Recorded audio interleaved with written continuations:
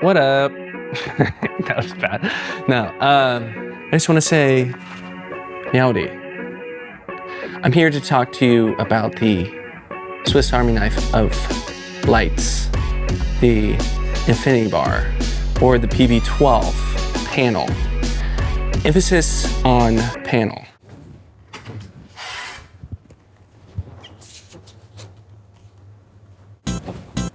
Light here, light there, cut, thumbnail, your mom. All right, let's talk about this thing. Emphasis on panel, but we'll get to that in a minute where I can elaborate on why it's called panel and not tube. Anyways, let's put this back where it belongs with it. Very nice. Crispy. So what makes the INFINIBAR so special? It's just, you know, essentially a tube light. There are Titan tubes, there are Pavo tubes, there's lots of different tubes in the market. Well, first of all, as you saw, crazy magnets on this thing. These, I think, are the most practical bars, panels, whatever you want to call them. Not only can they be ganged together to make a larger source, hence the name panel, they can be smushed together as many as you want, really, 2 at a time. With this little thing, here, can you see that?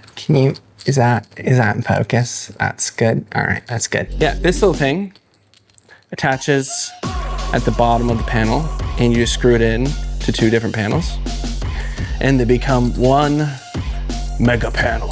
And I know what you're thinking. Can this be used as a key light? Yes, it can. In specific situations, which I have used. It is bright enough to be used as a key light, especially if you have multiple. And I'm gonna put up some different examples of how I've used it, some still frames. The PB12s are 4 feet. So it's pretty wide, right? It's almost too big.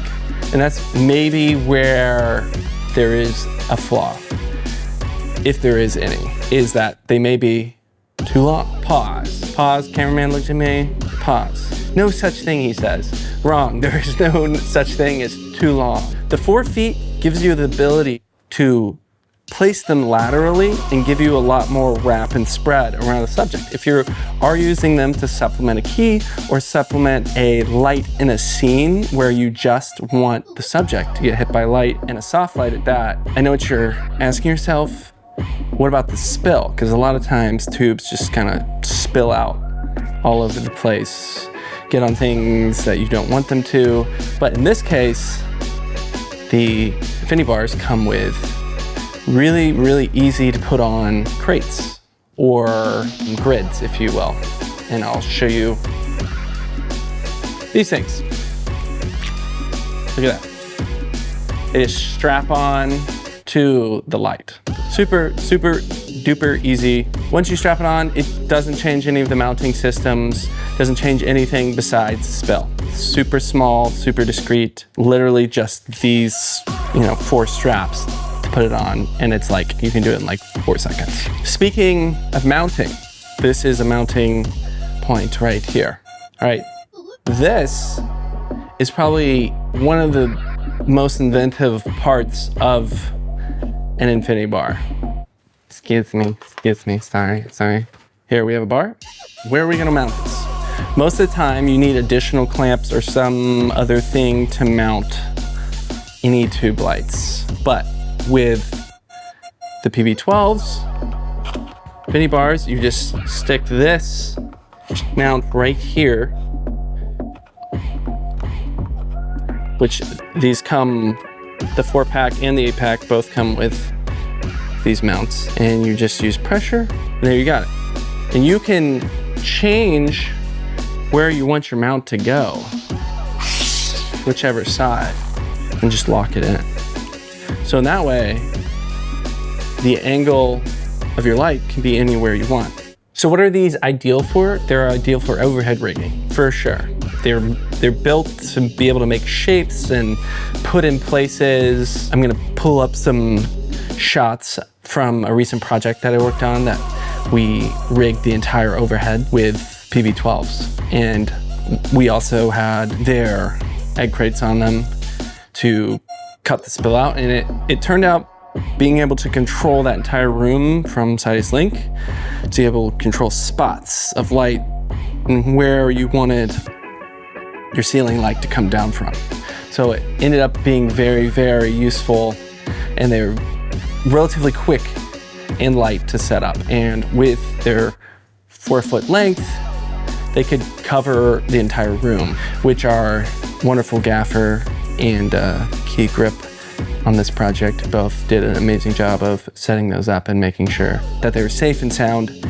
Specifically when you're mounting, overheads, there's a million different ways to mount, and we can go into that in a later video, but they are ridiculously easy to mount if you have to mount them. Obviously, as you can see, magnets work too. I'm not sure if I would rely on magnets unless you have a really sturdy metal object to attach them to, but hey man,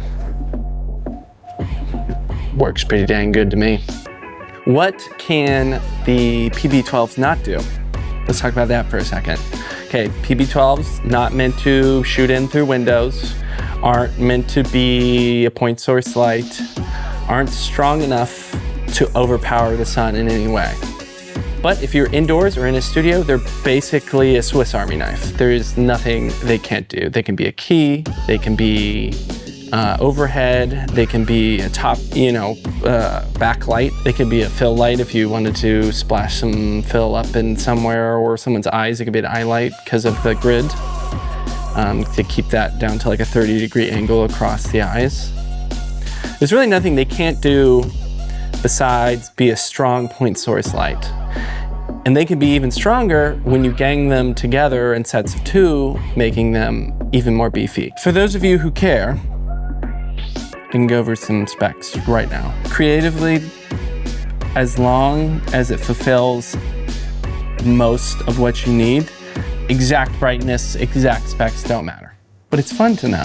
It's really fun to know. So the exact lux output at 1 meter is 542 and 50-foot candles.